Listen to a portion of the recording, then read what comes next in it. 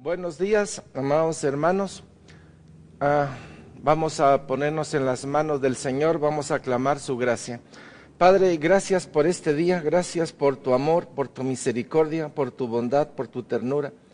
Gracias por el don de la vida y gracias por el don de la salvación, el don de tu Santo Espíritu. Gracias, Señor, por el privilegio que tú nos has dado. Y gracias, Señor, por este día que lo podemos poner ante ti, y por ellos clamamos tu luz, tu amor y tu verdad. La gracia, Señor, para entender lo que tú hoy tienes para nosotros. En el nombre de Jesús te lo pedimos. Gracias, Señor. Bendito seas por siempre. Bien, entonces la clase en la cual estamos el día de hoy es la clase 43. Estamos viendo las fiestas del Señor. Estamos en la clase 7. Y para que agarremos rumbo, ya saben que estamos bajo una temática y la temática que hemos expuesto es el punto 1, ya lo platicamos, antes de la fundación del mundo. Platicamos también en el punto 2, la eternidad y el tiempo. El punto 3, historia para ser contada. Y el punto 4, que es el que estamos desarrollando, que son las 7 fiestas. Cuando hablamos de las 7 fiestas, también tenemos que hacer referencia a que las fiestas es un ciclo agrícola, es una forma de representar que cada año se va a cumplir de una o de otra manera, es una forma de enfocar que el plan de Dios es eterno y es una constante repetición para la salvación de todo hombre. La primera fiesta la asociamos a Pascua, y está relacionada con la cena del nuevo pacto, de la cual ya la hemos platicado. La segunda, panes sin levadura, vivir cada día para el Señor. También lo explicamos bajo otra versión, que es lo que es operación limpieza. El Espíritu Santo ha venido a nosotros para conservarnos sin levadura y sacar la levadura que hay de nosotros. El mensaje del Señor es que cuando comienza el pan de levadura, Él dice muy bien que ni haya levadura dentro de la casa y que no coman pan con levadura. Y eso espiritualmente para nosotros pues viene a representar la pureza, la santidad que Dios quiere para nosotros. No seguir pecando y lo que hay dentro de nosotros que sea quitado. La tercera fue primicias, que es el gozo de la libertad. Cristo ha vencido la muerte, así como María, Aarón y Moisés del otro lado del Jordán se llenaron de alegría y cantaron ese canto de liberación al Señor. Hablando de primicias, primera de Pedro 1:3 dice, bendito el Dios y Padre de nuestro Jesucristo, que según su gran misericordia nos hizo renacer para una esperanza viva, por la resurrección de Jesucristo de los muertos. Y Santiago 1:18, Él, refiriéndose a Cristo, de su voluntad nos hizo nacer por la palabra de verdad para que seamos primicia de sus criaturas. Así como fue primicia para Dios, nosotros después del trabajo de la obra consumada por Cristo, nosotros somos esa primicia para Él también. En este mapa tengo una serie de pequeños puntos que considero sumamente importantes. Ahí tengo en un círculo lo que es Egipto y la tierra de Gosén, que fue la tierra que el faraón le dio a la familia de José. Ahí pueden ver ustedes el río Nilo con el delta, una serie de ramificaciones que van a dar al mar Mediterráneo. De Gosén entonces hay una salida hasta Pit-Hariot, en donde pues el pueblo se ve entre el Mar Rojo y las grandes montañas y las fuerzas del faraón que llegan para recuperar al pueblo de Dios. Pero resulta que ese mar, por gracia de Dios, ese mar es abierto y el pueblo pasa de la posesión de Egipto al desierto, y es una forma de decir, ha dejado la muerte, ha dejado la esclavitud para entrar al camino de Dios. Y ahí lo pueden ver ustedes, el pueblo de Dios. Ese traslado, ese primer día de estar del otro lado del Mar Rojo, se conoce como la tercera fiesta, que es la primicia. Creo que es importante tener presente que la Pascua nuestra Pascua o la Pascua de Egipto y nuestra Pascua se realiza en el poder de las tinieblas, estando cautivos, prisioneros, viviendo en la soledad, en la terrible persecución de todas las situaciones. De allí nos saca el Señor, o sea que tenemos conciencia de dónde hemos salido. Y la fiesta de panes sin levadura, 3 días, más o menos 3 días, estamos todavía en el poder de las tinieblas. Recuérdense que panes sin levadura dura 7 días. En pocas palabras, 3 días las pasamos en Egipto y posteriormente a eso seguimos comiendo panes sin levadura por 4 días más, ya que la fiesta dura 7 días. Ahora vamos a ver el recorrido hasta llegar al monte Sinaí. Es en el monte Sinaí donde ocurre la cuarta fiesta, que es conocida como la fiesta de las semanas o Shavuot. Ahora, un punto importante en todo esto es qué es lo que aconteció en el desierto de Etán, qué fue lo que pasó en Mara, en Elín, en el desierto de Sin, qué fue lo que pasó en Refidín hasta antes de llegar al monte Sinaí. Cuando uno mira las fiestas en una forma horizontal, uno pierde muchos elementos que nosotros necesitamos tener presente. Hoy vamos a hablar de ellos. Para recapitulizar, he puesto una serie de diagramas. Aquí usted puede ver Egipto y vamos a ver el Cordero. El Cordero fue preparado en Egipto, el Cordero fue atado y fue inmolado en Egipto. En pocas palabras, Cristo muere por nosotros cuando nosotros estamos en una condición paupérrima, condenados a muerte.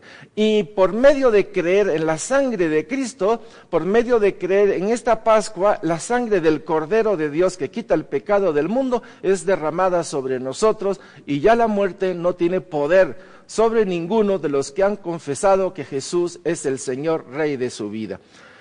Vamos a entrar a otro que es sumamente importante, porque tiene mucha importancia en relación no solo a la historia, sino a los sucesos que han pasado en nuestra vida. Ahí estamos viendo el camino de Gosén hasta Pi Hairot, y ahorita vamos a ver lo que es el paso del Mar Rojo. Las flechas que están en rojo solo está indicando la fiesta de panes sin levadura. Hasta donde está la flecha que terminó en rojo, quiero decir hasta aquí, son los 7 días de panes sin levadura. Vamos a ver qué es lo que ocurre en la fiesta de panes sin levadura. Usted ve aquí el pan. Está viendo el pan con levadura, un pan hinchadito, un pan sabroso, y acá tenemos el pan sin levadura. Vean ustedes la diferencia de uno y del otro. Si lo asociamos al Nuevo Testamento, cualquiera preguntaría, ¿realmente Jesús celebró esta fiesta? Sí, Él la celebró, pero ya lo platicamos, Él lo hizo bajo otra versión. Porque Él estaba hablando de sí mismo, por eso Él decía, esta sangre es sangre del nuevo pacto.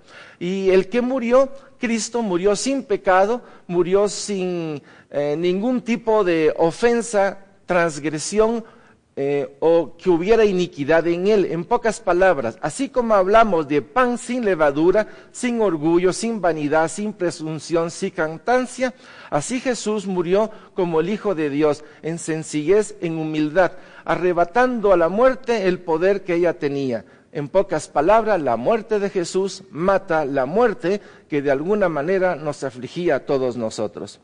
Primera de Corintios 5:7 nos dice: limpiaos pues de la vieja levadura, para que seáis nueva masa, sin levadura como sois, porque nuestra Pascua, que es Cristo, ya fue sacrificada por nosotros. Aquí tenemos el mensaje que esclarece la invitación de Él para sacar de nosotros la levadura que hay y para no meter otro tipo de levadura dentro de nosotros. Ahora veamos el paso del Mar Rojo, que es clave. El paso del Mar Rojo tiene una serie de sucesos milagrosos. Podemos ver el brazo poderoso de Dios. Vamos a ver esta fiesta a través de dibujo. Obviamente es Moisés quien levanta la vara por indicación de Dios. En el momento en que se levanta la vara, hemos hablado de que hay una versión que dice que se abrió un canal Y sin embargo, hay otra versión que habla de que se abrieron 12 canales para que pudiera pasar todo el pueblo de Dios. Si es 1 o si es 12, a mí no me preocupa. Dios puede hacer eso y puede hacer mucho más, ya que hablar de que las aguas se retiran o se congelan y que el piso está seco, obviamente esto es obra sobrenatural, milagros poderosos del Señor. Estamos viendo lo que es la región por la cual atravesaron o las aguas se abrieron. En el momento en que estas aguas se abrieron, ustedes pueden ver el siguiente dibujo en donde el pueblo comienza a atravesar la tierra para ir del lado de muerte al lado de vida. Aquí vemos cuando Aarón cierra o baja su mano o vuelve a levantarla, y al hacerlo, las aguas que antes eran retenidas con el poder de Dios, las aguas caen sobre el ejército del faraón y todos fallecen.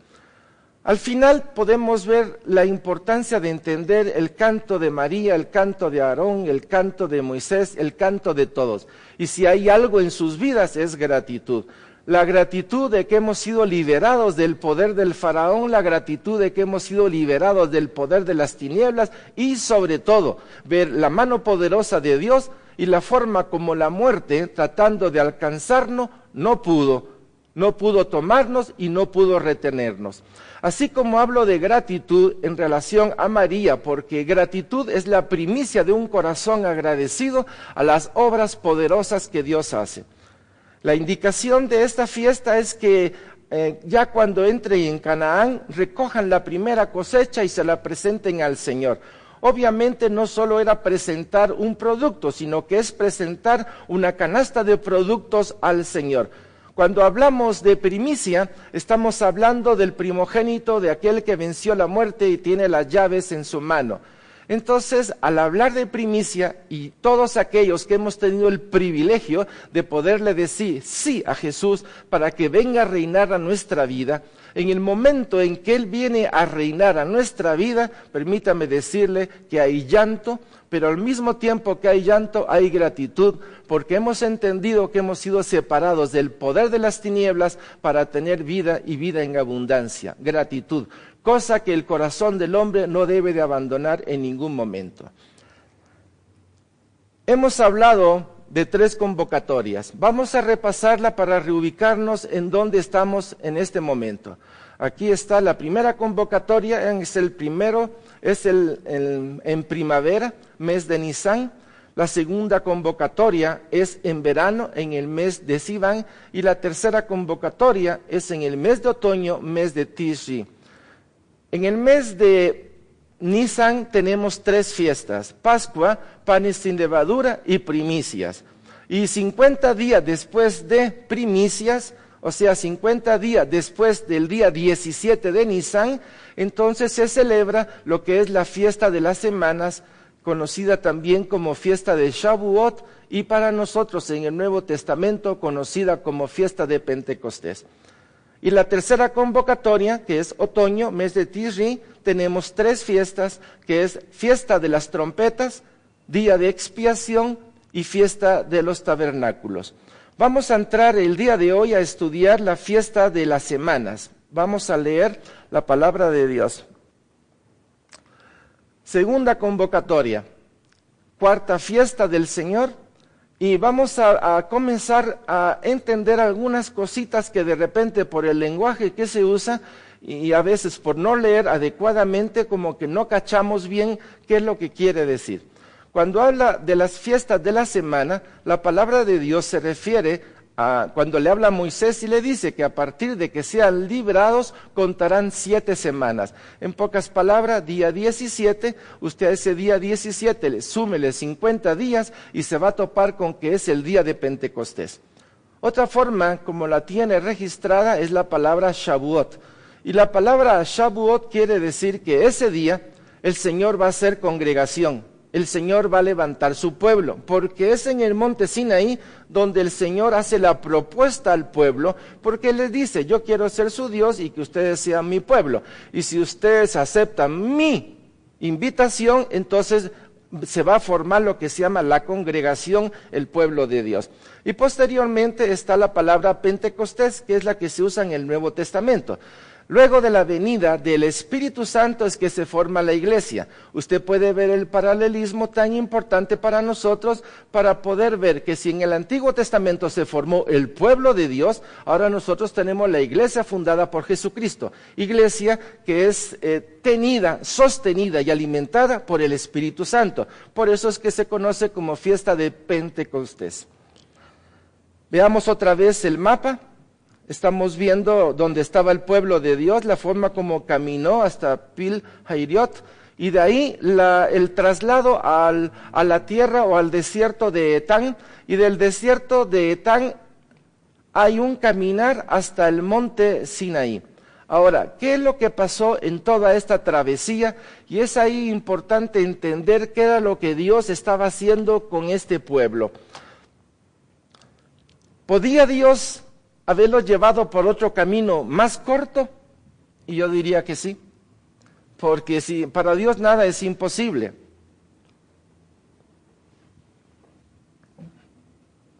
Sin embargo, Dios escogió que atravesaran el desierto porque Él quería llevarlos al monte Sinaí, porque en el monte Sinaí tenían una cita con el Señor.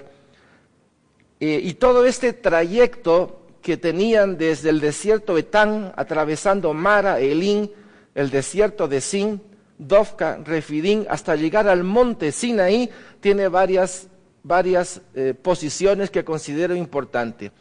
¿Conocía Dios la mentalidad del pueblo de Dios? Sí. ¿Conocía lo que ellos pensaban y cuáles eran sus anhelos y sus deseos? Sí.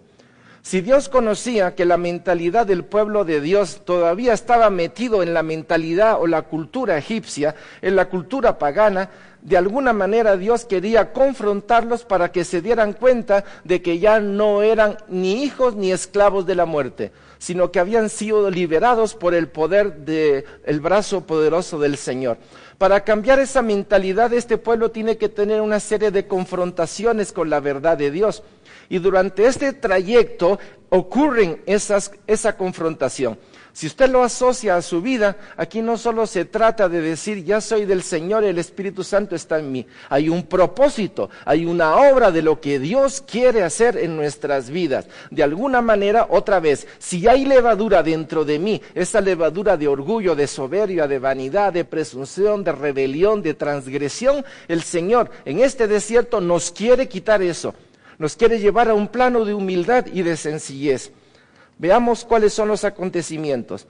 El pueblo comienza a murmurar. ¿Y por qué comienza a murmurar el pueblo? Aquí ya está saliendo lo que hay dentro del corazón del hombre.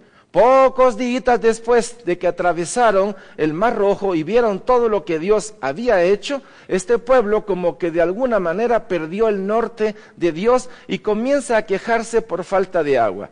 Dice Éxodo 15, 23, 24. Y llegaron a Mara y no pudieron beber las aguas de Mara, porque eran amargas.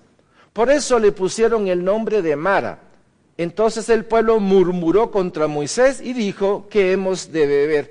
Ustedes saben que la historia, pues Dios le dice a Moisés que tome un arbusto que hay ahí y que lo meta en el agua, y resulta que esa agua de la amargura que tenía o amarga se vuelve agua dulce, haciéndoles ver que obviamente antes ellos se alimentaban del poderoso río Nilo. Era un río de agua dulce y ellos estaban casi en medio de ese río y ellos no tenían problema del agua. Pero al entrar al desierto, Dios les estaba haciendo ver que ya no iban a depender del Nilo, ni lo que del Nilo ellos les daba para que ellos pudieran vivir, sino que a partir de ese momento ellos iban a depender exclusivamente de la obra de Dios. Eso es en relación al agua. Luego, por comida. Éxodo 16, 22 dice, en el sexto día recogieron doble porción de comida, 2 gomeres para cada uno, y todos los príncipes de la congregación vinieron y se lo hicieron saber a Moisés. Ustedes se recuerdan de que el Señor dio indicaciones. Señor, queremos comer, y él le dijo, bueno, entonces todos los días va a caer el maná del cielo. Todos tienen que recoger la porción por familia que la familia puede comer. No recojan más, porque si recogen más, ese exceso se va se va a poner con hongos o se va a podrir. Pero el día sábado, ustedes van a recoger, el séptimo día van a recoger doble porción. Dice, en el sexto día recogieron doble porción, porque la idea era que el séptimo no podían trabajar. Entonces vean ustedes otro milagro poderoso. Todos los días era la porción de cada día, y si recogían un poquito más, ese pan se llenaba de hongo. Pero el día sexto, que tenían que recoger doble porción, al hacer lo que Dios decía, venía un milagro, por cuanto ese pan ya no se ponía con moho, sino que se conservaba fresco para que fuera alimento para el pueblo. ¿Será que Dios les estaba dando algún signo o alguna señal para que pudieran ver más alto? Bueno, el pueblo estaba siendo instruido. De alguna manera Dios estaba quitando de su mente, de su corazón, las ideas de Egipto y les estaba dando lo que era la confianza, tener fe y confianza en la voz de Dios. Podemos sacar varias conclusiones. 1, haciendo ver las impurezas de su corazón. 2, ver la fidelidad del Señor para este pueblo. Y 3, el Señor formando a su pueblo. Ya estaba formándolo para que fuera reino de sacerdotes y una nación santa. Dios quería hacer esto con su pueblo. Entremos pues a ver la fiesta. Mes de Nisan, primavera. Ya hemos visto el Cordero de Dios, ya vimos la Pascua. Día 14. Posteriormente, Pascua y meses siguientes, porque es sumamente importante para nosotros. El día 15 ocurrió pues que el cuerpo de Cristo fue sepultado. La primicia de resurrección tiene que ver en el momento en que el pueblo atraviesa el Mar Rojo. Ese atravesar el Mar Rojo, o estando ya del otro lado, es el día 17 de Nisan. Y ese día 17 de Nisan estamos hablando de la resurrección de Jesucristo. Así como María y Aarón vieron que las aguas cayeron y su corazón se llenó de gratitud y alabanza a Dios, también lo es para nosotros, especialmente para todos aquellos que en un momento determinado reconocen a Cristo como su Señor y como su Salvador. La alegría, el gozo, la paz inefable que llega a su vida le hace tener un canto de alabanza y de gratitud. Los panes sin levadura, que es la fiesta, la segunda fiesta, pues ustedes lo pueden ver del 14 al 21. Posteriormente viene un tiempo de desierto. Del día 17 hay que contar 50 días. Y entonces llegamos a ese mes de Sivan, que ya estamos en tiempo de verano. Es la fiesta de las semanas, la que se conoce como de 50 días, o Shavuot, que quiere decir congregación o formación del pueblo, o Pentecostés, que es el derramamiento del Espíritu Santo. Levíticos 23, 15, 16 dice, y contaréis desde el día que sigue al día de reposo, desde el día en que ofrecisteis la gavilla de la ofrenda mecida, 7 semanas cumplidas serán.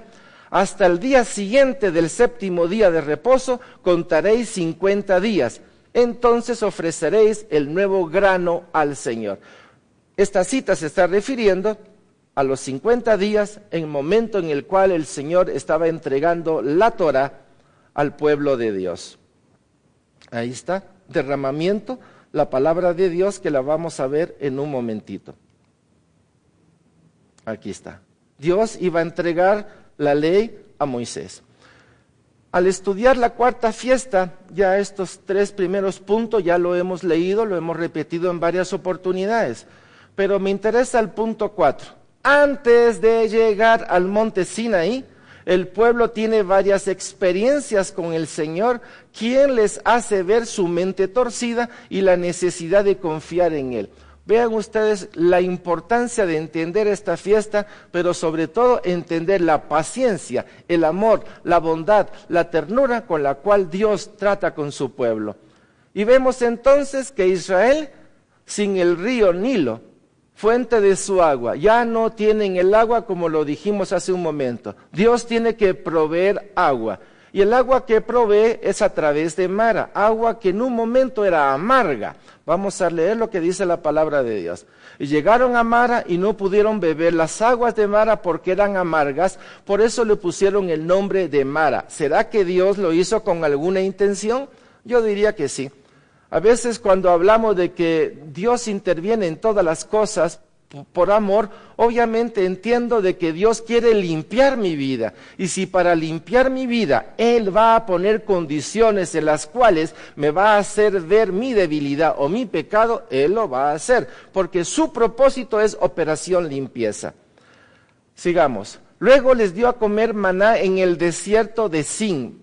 Éxodo 16, 4, 5. He aquí, yo os haré llover pan del cielo, y el pueblo saldrá y recogerá diariamente la porción de un día, para que yo lo pruebe si anda en mi ley o no. Mas en el sexto día prepararán para guardar el doble de lo que suelen recoger cada día. Otra vez estamos ante el dilema del árbol del bien y el árbol de la vida y el árbol del conocimiento del bien y del mal. Todos los días, de alguna manera, tenemos que hacer elección. Cuando Dios dice que hay que hacer algo y nos dice que cada día hay que recoger una porción y que el sexto día hay que recoger 2 porciones, la importancia de saber cuál es la instrucción y la importancia del cumplimiento. Y Él lo dice aquí. Yo lo pruebe si anda en mi ley. ¿Está probando Dios al hombre? Sí. ¿Hizo Dios esta prueba en el huerto del Edén? Sí. ¿La sigue haciendo sobre nuestras vidas? Sí, por cuanto escrito está en la palabra de Dios lo que nosotros tenemos que hacer. Pero conociendo lo que dice la palabra de Dios, al no hacerlo, estamos haciendo lo mismo que Adán y Eva hicieron en el huerto del Edén. Luego en Refidín, nuevamente murmuración. Y aquí es importante ver que ya no se trata de agua humana, sino se trata de agua de la roca. ¿De dónde salió esta agua? Y es ahí donde viene la indicación de Dios. Y hace referencia a que Moisés toma la vara y toca una piedra especial, no es una piedra común y corriente. Algunos la conocen como lo que toda la palabra de Dios dice, esa roca es Cristo. Y si esa roca es Cristo, pues esa roca va a dar lo que el pueblo necesita. Éxodo 17, 6. He aquí, yo estaré delante de ti, allí sobre la peña en Horeb, y golpearás la peña y saldrán de ella agua, y beberá el pueblo. Y Moisés lo hizo así en presencia de los ancianos de Israel.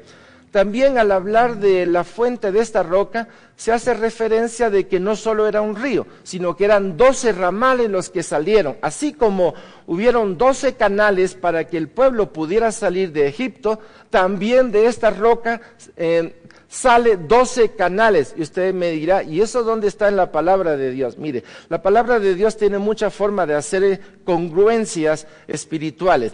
Lo mismo que pudo haber sido para un solo pueblo, también lo puede hacer para 12. Así como un río se dividió en 4 ramas en el Génesis y que agarró todo el Edén, para Dios nada es imposible. Y estamos hablando de 2,5 millones de personas que están en el desierto. ¿De qué dimensión sería ese río? O cómo ese río agarraría diversas ramificaciones, porque ustedes saben que el agua por gravedad va agarrando por donde más le conviene. Pero también sabe Dios cómo alimentar a su pueblo y cómo hacer esas ramificaciones para que este río pudiera abastecer a todos. Dios está mostrando de que Él es fiel. Aparte de esto, hay otro momento muy especial en Elín, donde están esas 12 fuentes y las 70 palmeras, que lo vamos a ver al final del día de hoy. Dios provee lo que el hombre necesita.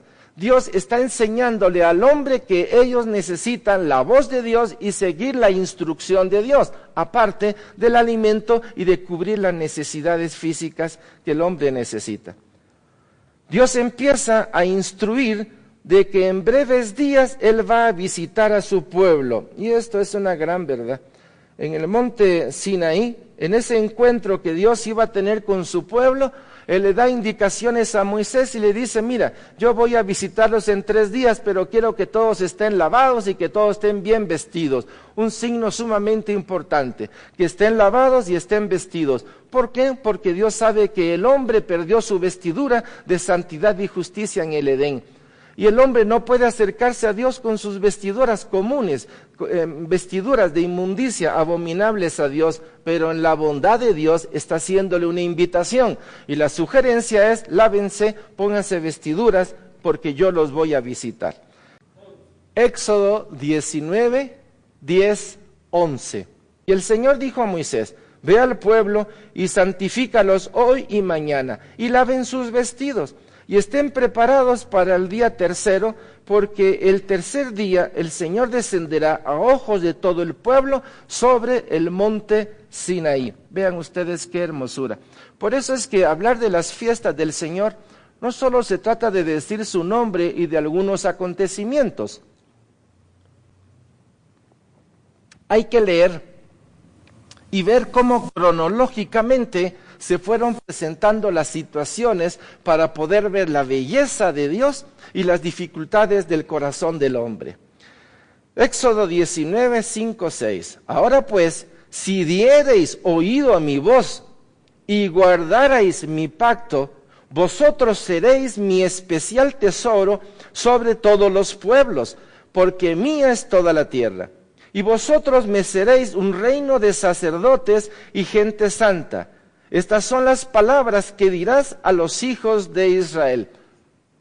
Cuando leemos la palabra de Dios y hacemos la secuencia de los acontecimientos que hubieron antes de que recibiera las tablas o la ley, podemos ver la forma como Dios programó cada suceso para que la mente del hombre se abriera a la verdad de Dios.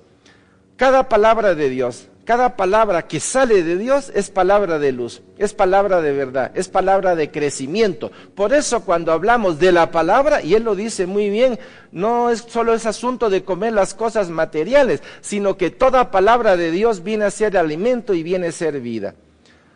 Esta reunión que Dios está preparando se conoce como Shavuot, asamblea. Dios está diciéndole a todo el pueblo: prepárese, estén juntos porque yo los voy a visitar. Esa asamblea y esa congregación es el inicio de un pueblo. Es para que ese pueblo pueda tomar decisión, para que todo el pueblo, estando presente, escuche la voz de Dios, porque Él quiere que ese pueblo sea el pueblo de Dios y Él sea su Dios. Entonces todos tenían que estar en esa asamblea. En pocas palabras, si regresamos a lo que hemos platicado durante todo este tiempo acerca de la voluntad. Adán y Eva, los dos formaban una voluntad, y Dios quería que Adán y Eva unieran su voluntad a la voluntad de Dios. Y la forma de poderlo hacer era comiendo del árbol de la vida y no comiendo del árbol de la ciencia del bien y del mal. Al unir esta voluntad a la voluntad de Dios, había un enlace matrimonial, un común oír y hacer. Pero desde el momento en que el hombre no hizo eso, se separó de Dios y unió su voluntad al poder de las tinieblas. Aquí otra vez Dios está haciendo una invitación y le está diciendo al pueblo: mira, yo quiero que ustedes sean mi pueblo, pero yo les voy a decir lo mejor para ustedes, porque si ustedes hacen lo que yo les digo, ustedes van a ser benditos. Unan su voluntad a mi voluntad. Otra vez se repite lo del Génesis. Y así se repite en todas las Sagradas Escrituras. Unir su voluntad a la voluntad de Dios, y de esta manera un matrimonio. Vamos a leer lo que dice Jeremías 31, 31, 32. He aquí que vienen días, dice el Señor, en los cuales haré nuevo pacto con la casa de Israel y con la casa de Judá. No como el pacto que hice con sus padres el día que tomé su mano para sacarlos de la tierra de Egipto, porque ellos invalidaron mi pacto, aunque fui yo un marido para ellos, dice el Señor. Cuando uno lee esto y dice, yo fui un marido para ellos, ya me trae a colación que esa invitación de Dios para el pueblo, para que el pueblo le dijera, sí, haremos todo lo que tú dices, el Señor tomó en serio lo que el pueblo le respondió. Obviamente vemos que el pueblo, poco tiempo después de que Moisés recibe las tablas, se da cuenta de que ese pueblo estaba preparando ya en su corazón, y de hecho lo hicieron, un buey de oro, y comenzaron a alabarlo y a decir, he aquí el becerro o el buey que sacó a este pueblo de Egipto. Y ustedes se pueden imaginar el dolor para Dios y el dolor para Moisés. Dios buscando una relación matrimonial porque queriendo bendecir a sus hijos, la mejor forma era hagan lo que les digo, porque les irá bien y porque Dios tenía la intención de hacer de este pueblo un pueblo de sacerdote y de reyes. Aquí está el monte Sinaí. Vean ustedes el pueblo, toda la congregación, los rayos, las trompetas, las bocinas, impactante, el humo que estaba alrededor. Era Dios quien se estaba acercando en su majestuosidad, con esa gloria preciosa, Él descendiendo, una forma más de hacer ver su ternura por nosotros. Era el momento en el cual Dios había hecho la invitación y Dios quería sellarlo por medio de la Torá, la palabra de Dios. En el momento en que Moisés sube, Dios entrega las escrituras dadas por Dios. Y cuando digo dadas por Dios, la palabra registra que las escrituras fueron escritas con el dedo de Dios. Ustedes se pueden imaginar esas tablas gloriosas que Moisés tenía en sus manos. Con esta fiesta de las semanas o de Shavuot se cierra una etapa del Pasaj.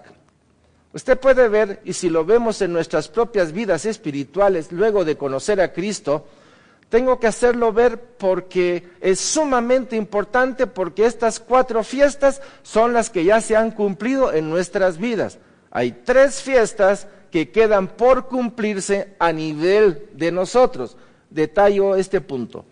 Cuando usted o a mí nos presentaron a Cristo Jesús y nos hicieron ver quién era Él y que Él había muerto por nosotros, que había cargado los pecados, pero que había resucitado, en el momento en que nosotros le decimos sí al Señor y lo confesamos como nuestro Señor y Salvador, previo arrepentimiento, previo confesar mi incredulidad, porque el pecado por el cual el hombre es condenado no son por los pecados que nosotros hacemos en el mundo, pecados mundanales, sino especialmente por no haber creído en la persona de Jesucristo. Así como Adán y Eva no le creyeron a Dios, fueron separados. Y así como fueron separados, Dios en su inmenso amor, por creer en la persona de Jesucristo, nos rescata, nos recupera del poder de las tinieblas y nos traslada al reino del Hijo de su amor.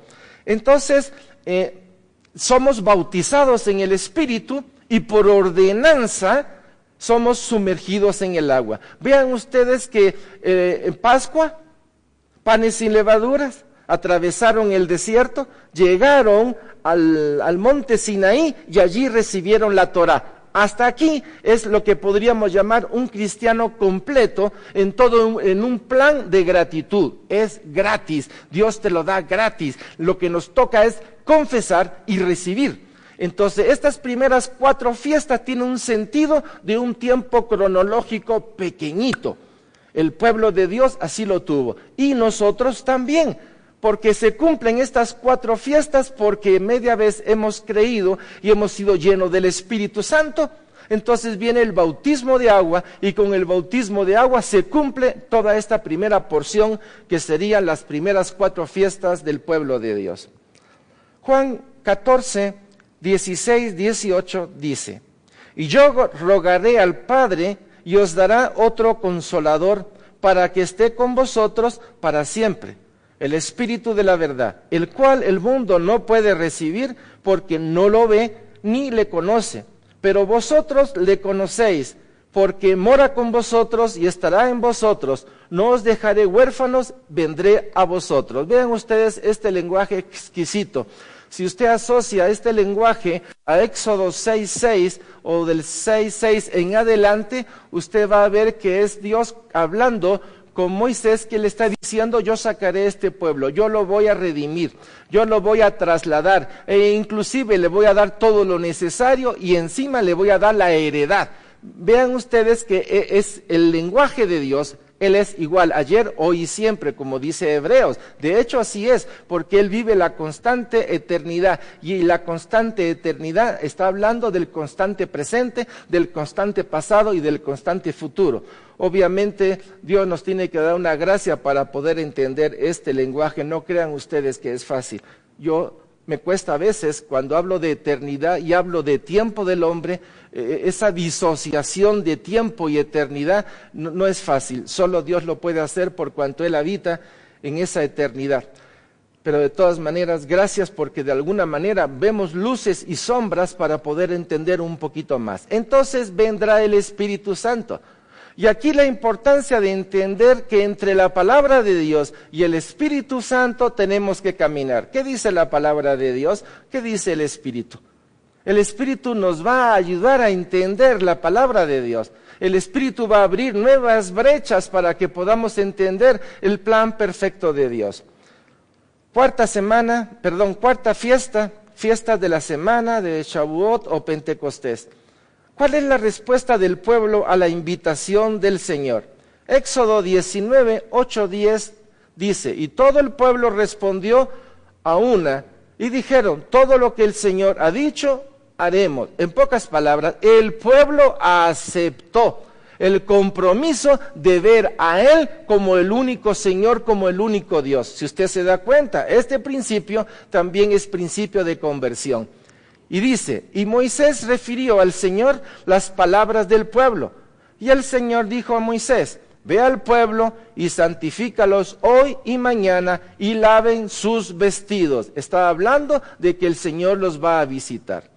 Se presenta el novio, es un lenguaje. Cuando el Señor desciende y el Señor entrega, es una forma de decir, hoy es un día especial. Éxodo 19, 16 dice, aconteció que al tercer día, cuando vino la mañana, vinieron truenos y relámpagos y espesa nube sobre el monte y sonido de bocina muy fuerte y se estremeció todo el pueblo que estaba en el campamento. Ya se pueden ustedes imaginar, la gloria de Dios descendiendo. ¿Quién puede resistir la gloria de Dios?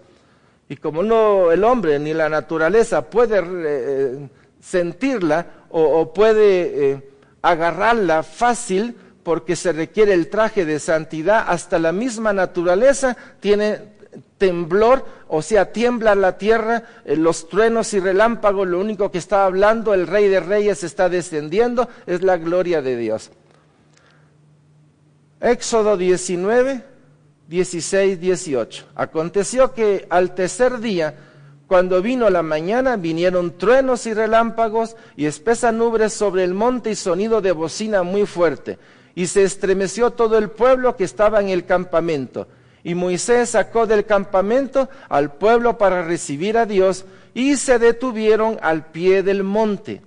Todo el monte Sinaí humeaba porque el Señor había descendido sobre él en fuego. Y el humo subía como el humo de un horno y todo el monte se estremecía en gran manera. Imagínense qué cita espectacular la que tuvo el pueblo de Dios. Entrega del Decálogo. Luego la Torá viene a ser las instrucciones de Dios para conducirnos como las reglas de un padre a sus hijos para que les vaya bien en todo. Y aquí es importante entender este punto. El pueblo de Dios no se convirtió el día de Pentecostés. La conversión o el momento en que nuestras vidas son marcados es cuando estamos en el poder de las tinieblas. En el poder de las tinieblas, cuando la orden de Dios, la voz de Dios viene y hacemos lo que Él dice y lo reconocemos, ese es el día de conversión. El día 50 es cuando Dios da las instrucciones al pueblo de Dios, a la congregación de Dios, para que le vaya bien. Les está dando los mandatos que más bien vienen a ser cuidados de amor para que al pueblo le vaya bien y llegue a su meta de ser un pueblo de sacerdocio, una nación santa. Vamos a ver dos versiones porque obviamente no se trata de cuál es mejor, porque media vez entendemos cuál es el mensaje de Dios, lo que nos queda es hacerlo, no importa si es la 1 o si es la versión 2. En el centro dice, versión 1, yo soy el Señor tu Dios que te saqué de la tierra de Egipto, de casa de servidumbre. Éxodo 22. La versión 2, yo soy el Señor tu Dios que te saqué de la tierra de Egipto, de la casa de servidumbre. Y así sucesivamente, viendo en el medio cuál es la cita, pues de repente hay una especie como que el cuarto mandamiento ya no es el cuarto, sino que es el quinto. Leamos esta parte porque es la única parte en la cual pudiéramos decir una pequeña diferencia en cuanto a números, porque el contenido y el trasfondo viene a ser igual. Y dice, no tendrás dioses ajenos delante de mí. Número 2. El 3, no tomarás el nombre del Señor, tu Dios, en vano. En la otra versión es igual. En la 4 dice, acuérdate del día de reposo para santificarlo. Entonces en la versión 1, el 4 mandamiento lo tienen como en reposar el día sábado o sabbat. Mientras que en la versión 2 está, honra a tu padre y a tu madre para que tus días se alarguen en la tierra que el Señor tu Dios te ha dado. Y a partir de ahí usted puede ver que todos los demás entran en la misma relación. O sea, hay uno que está fuera de lugar, pero a la hora de la hora, como les digo, no se trata de números. Se trata de entender cuál es el mensaje de Dios para nosotros. Porque si hay algo que nos va a santificar, no son los números, es oír la palabra de Dios y hacer su voluntad. Y estos son el decálogo que ya lo hemos visto en otras oportunidades. Sigo en la 4ª semana. La columna de nube es la que conduce al pueblo por el desierto hasta llegar al monte Sinaí. Este es otro detalle sumamente importante. Toda la travesía desde que salieron de Gosén hasta llegar al monte Sinaí es una indicación de Dios. Es la nube y la columna la que está guiando este pueblo para esa cita. Dios conduce a todo hombre a la cita. No hay nadie que no haya sido invitado a esta cita. ¿Por qué? No por mí ni por usted, sino porque Él es fiel. Porque la obra que Él ha hecho, Él la quiere rescatar pese a que el hombre se ha opuesto a todo. Quería preguntarles si querían ser su pueblo, su congregación, su nación, su asamblea. ¿Por qué este detalle? Obviamente, solo entendiendo lo que ocurrió en el Génesis, podemos entender el corazón generoso de Dios que sigue buscando su obra, que sigue buscando al hombre a su imagen y semejanza. Él no quiere pasar encima de nadie, sino que Él se presenta, hace ver su brazo poderoso y todavía les pregunta si querían ser su pueblo. Es una invitación a un matrimonio, es una invitación a una relación personal. Dios quiere tener esa congregación libre, que por escogencia quieran estar con Dios, que sean su nación y sobre todo que sea una nación santa, porque a través de esta nación el plan de Dios era llegar a todos para que todos sean salvos. De ser así, si el pueblo le decía, sí, vamos a hacer lo que tú dices, entonces Dios dice, yo les voy a dar mis mandamientos. Como ustedes pueden ver, hay una correlación de pregunta de Dios. Ya los saqué de allá, los he traído aquí, quiero que quiten su mentalidad. Porque a partir del día de hoy, cuando yo les pregunte si quieren ser mi pueblo, yo voy a esperar que ustedes me digan sí. Si ustedes me dicen sí, yo les voy a dar los mandamientos que son ordenanzas de amor para que su mente y su corazón dejen de pensar en las cebollas y en las zanahorias, en las sopas y en la carne de Egipto y comience a ver que de la palabra de Dios hay alimento suficiente para ustedes. Puedo proveerles de todo. Luego, darle las indicaciones de cómo hacer. Y aquí vienen cosas que uno diría, ¿por qué Dios se limitó a este pueblo y lo hizo de tal manera? Otra vez tenemos que regresar al Génesis. Si el hombre ha caído, si el hombre está separado de Dios y el hombre no puede salir de la condena a muerte, de ese sobre que dice condenado a muerte y muerte eterna, si el hombre no puede salir de ahí, Dios en su amor perfecto está desarrollando una especie de programación o de mapa para que el hombre se dé cuenta de que no es una situación única o exclusiva, sino que es parte de un programa eterno para la salvación del hombre. Y aquí vienen las indicaciones. Dios le dice, hagan un tabernáculo y lo vas a hacer, Moisés, de la forma como está allá en el cielo. Y vas a poner estos muebles. Este es un mapa. Dios les está diciendo que así como el hombre ha caído, les voy a decir cómo el hombre puede ser salvo, puede entrar al tabernáculo y puede llegar hasta el lugar santísimo. El tabernáculo y los muebles es un mapa para llegar a la santidad, para llegar a la presencia de Dios. Obviamente, este tabernáculo y sus muebles exigía que hubiera un hombre, el sumo sacerdote, con vestiduras especiales, ungido, consagrado para Dios, para que todo el pueblo pudiera ver que para acercarse a Dios se requería un hombre con una gracia, lavado, vestido con ropas dadas por Dios. Este mensaje, esta forma de hacer ver esta serie de puntos están bien descritos en el Nuevo Testamento, por cuanto todo aquel que cree es revestido con las vestiduras de Cristo. Cristo es mi vestidura. En el Antiguo Testamento estamos viendo las ropas dadas por Dios para que por medio de ella todos pudieran ver la honra y la gloria que este hombre tenía por cuanto Dios se la había dado. Entonces vemos el tabernáculo y sus muebles, el sacerdocio, el cual incluía las 8 piezas, si estoy hablando del sumo sacerdote, la unción y la consagración. Y posteriormente los sacrificios. Al hablar de los 5 sacrificios, realmente son 6, cuando hablamos de la consagración de Aarón y de sus hijos, pero normalmente la tocamos como 5 sacrificios. Y a través de los sacrificios podemos ver cómo cada uno de ellos tiene un mensaje para nuestras vidas. Estos 5 sacrificios me hace ver la importancia que tengo de alabar, bendecir, glorificar a Dios, reconocerlo en todos mis caminos y hacer ofrenda de paz y de reconciliación con Dios. Y luego, si he pecado, pedirle perdón porque hay gracia de Dios para que me limpie. Esos muebles y esos sacrificios están hablando de lo mismo en diferente punto de vista para que nadie se pierda y todos puedan tener el mensaje de salvación. Posterior a esto, el Señor haciendo el mapa, la ruta de retorno a Él bajo las sombras del Antiguo Testamento. Como lo hemos dicho en varias oportunidades, todo el Antiguo Testamento de alguna manera nos está hablando o señalando al Cordero de Dios.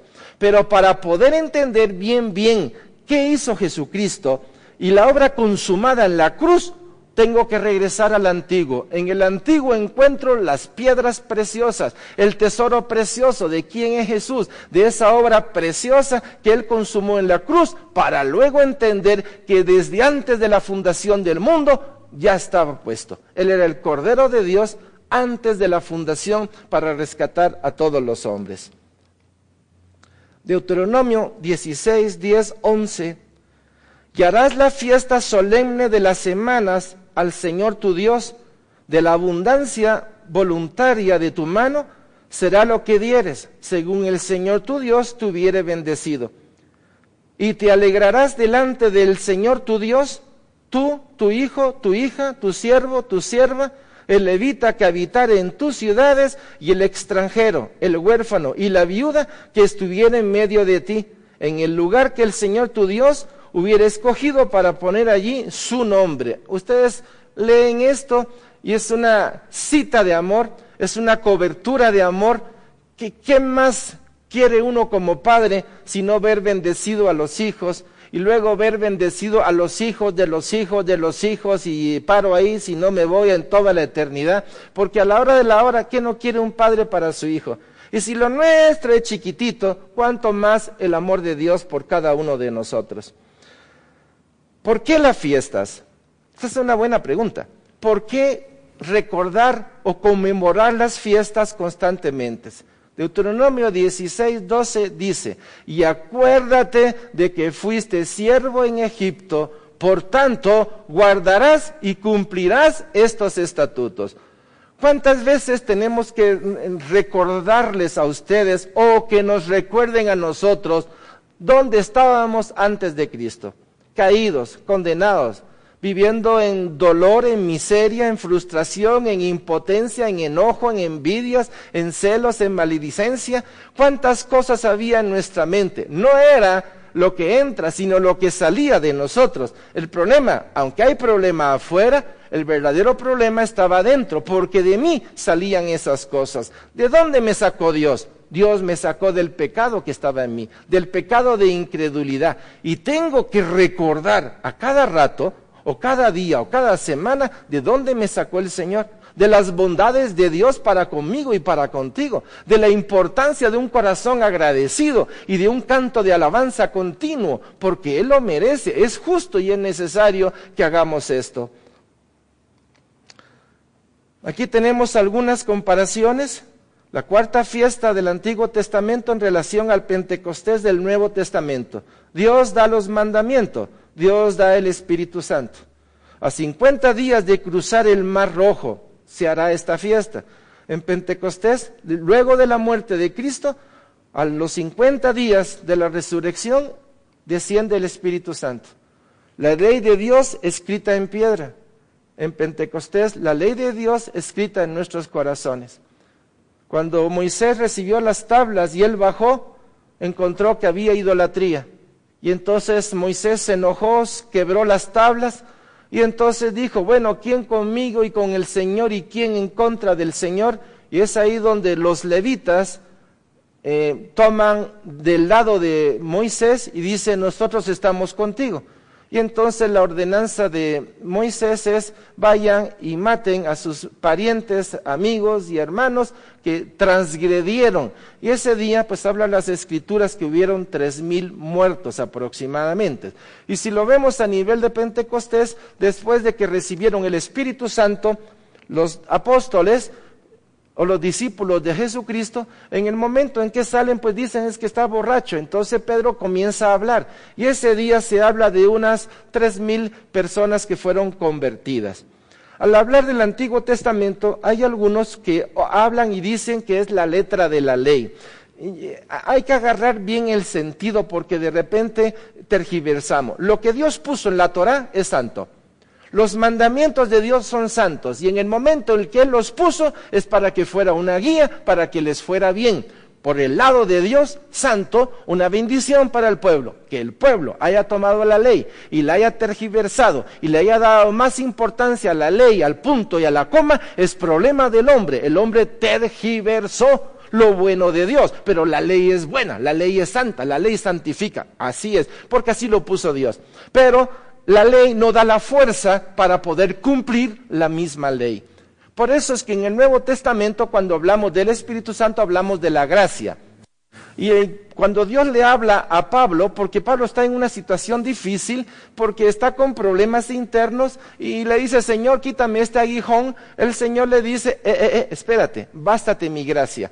¿Qué es bástate mi gracia? Dios, por gracia, nos da su misericordia, su bondad, su ternura y la fuerza todos los días para poder cumplir lo que Él dice que debemos de hacer. Él sabe nuestra debilidad, Él conoce nuestras debilidades. Para eso, Él dice, bástate mi gracia. Por lo tanto, no puedo hablar que los que murieron antiguamente murieron por el peso de la ley. No murió por el peso de la ley es santa. El problema es lo que el hombre hizo de esa ley, la tergiversó y le dio más importancia a la ley que a aquel que les había dado la ley. Y esa es parte del problema. Ok, entonces en el Nuevo Testamento tenemos la gracia. El Espíritu Santo nos da la gracia para caminar en santidad. Vamos a ver algo que considero que es sumamente importante en lo que se refiere al estudio de las aguas. Solo es una especie de agregado a este material. Aquí está Egipto, y en Egipto está el río Nilo. El río Nilo es el río que alimentaba al pueblo de Dios. El pueblo de Dios lo tenía a la par en una forma increíble, y gozaban de la mejor tierra de Egipto, que era Gosén, agua dulce. Pero de repente tienen que atravesar el Mar Rojo, y perdonen, pero esa es agua salada. Y el que quiera comer agua salada ya sabe lo que le pasa.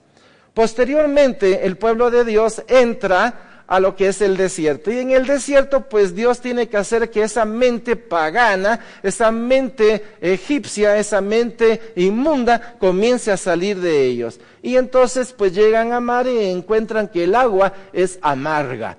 Pero cuando Moisés hace lo que Dios dice, esa agua se vuelve, ¿qué? Dulce. Posteriormente llegan a Elín, donde están las palmeras y las fuentes de agua. Obviamente Dios quiere darle lo mejor a este pueblo, y les está haciendo ver que aún en el desierto Él puede proveerles de esa agua que ellos necesitan.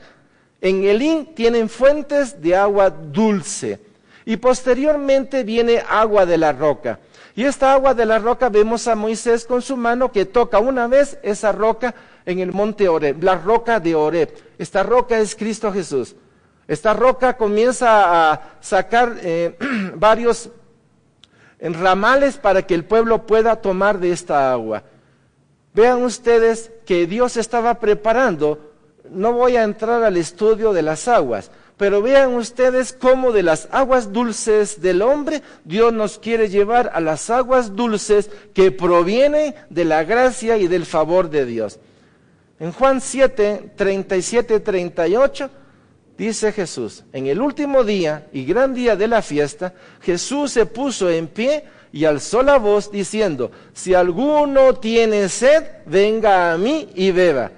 Bueno, me pregunto ahorita, ¿la piedra de Oreb quién era? Cristo. ¿Qué está diciendo Cristo de sí mismo? Dice: si alguno tiene sed, venga a mí y beba. El que cree en mí, miren la palabra clave, el que cree en mí, como dice la Escritura, de su interior correrán ríos de agua viva. Perfecto. Si creo en Jesús, ¿quién va a ser la roca dentro de mí? Cristo.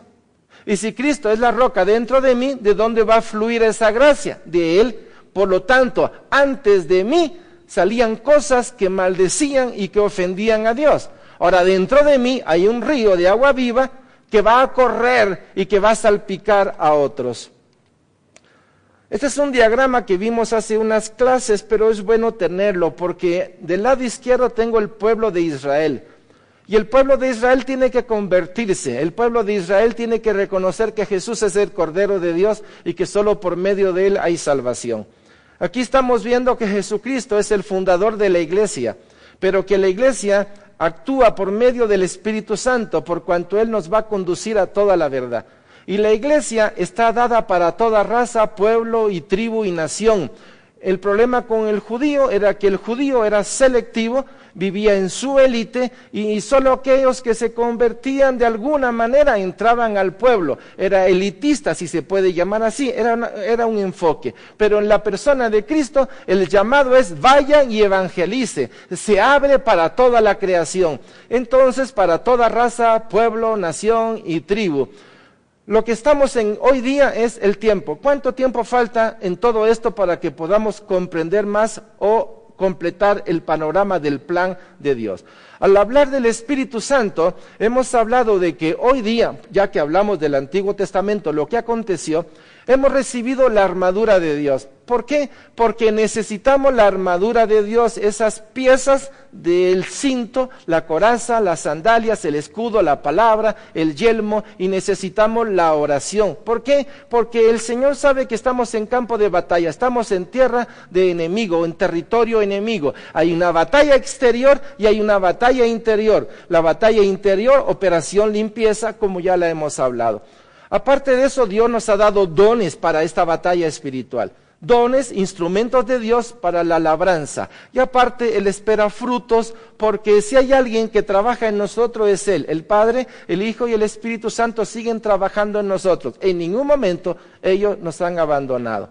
Aparte, ya tenemos su preciosa sangre. No es la sangre de animales en el Antiguo Testamento. Es la sangre que nos ha justificado ante el trono de la gracia. Y su nombre, precioso nombre que tiene poder en el cielo, en la tierra y debajo de la tierra. Y otra característica más, nosotros sabemos que Él es fiel. Al estudiar el Antiguo Testamento y el Nuevo Testamento en relación a las fiestas judías, podemos ver la belleza del Antiguo y la plenitud en el Nuevo Testamento. El tiempo. Estamos en el tiempo y estamos clamando a Dios que abra nuestra mente para que podamos entender este diagrama, esta flechita que acabo de poner aquí, si la pueden ver, el propósito de Dios, el arrebatamiento. El propósito de Dios es que nadie muera, sino que todos regresemos a los brazos de Él. Es justo y es necesario que entendamos que el plan de Dios está por encima de nuestros planes, metas u objetivos que tenemos en la tierra. Tenemos que levantar nuestra mirada, darle gracias a Dios, escuchar su voz y hacer su voluntad. He ahí la bendición de la plenitud eterna en nuestro tiempo. Bien, mis amados hermanos, con esto vamos a terminar esta fiesta, la cuarta fiesta de Shavuot, las semanas o Pentecostés, dándole gracias a Dios. Amén. Y posteriormente pasaremos a las preguntas. Padre, gracias por este día. Y gracias por la enseñanza que tú nos has permitido el día de hoy. En lo personal, aunque el tema lo hemos expuesto, Padre, hay tanta riqueza, son tantos elementos del Antiguo y del Nuevo Testamento que realmente se requeriría mucho tiempo Y creo que la única persona que le puede dar la plenitud eres tú mismo, Señor. Solo tú puedes hacerlo. Por eso clamo tu gracia para con todos mis hermanos y hermanas, para que podamos ver un poquito más. Padre, gracias en el nombre de Jesús por el privilegio que nos das al estudiar las fiestas. Bendigo sus vidas, mis queridos hermanos y hermanas, bendigo sus matrimonios, sus cónyuges, bendigo sus hijos, sus familias, y bendigo ese negocio, ese trabajo que Dios ha dispuesto para ustedes. Y clamo la gracia de Dios, el poder de Dios, para que ustedes, al hablar con otros, muestren el plan precioso del amor eterno, de la fidelidad de Dios para con cada uno de nosotros, y sean tocados esas personas y sean convertidas con el poder del Espíritu Santo para la gloria de nuestro Señor. Gracias, Padre. Bendito seas por siempre. Amén.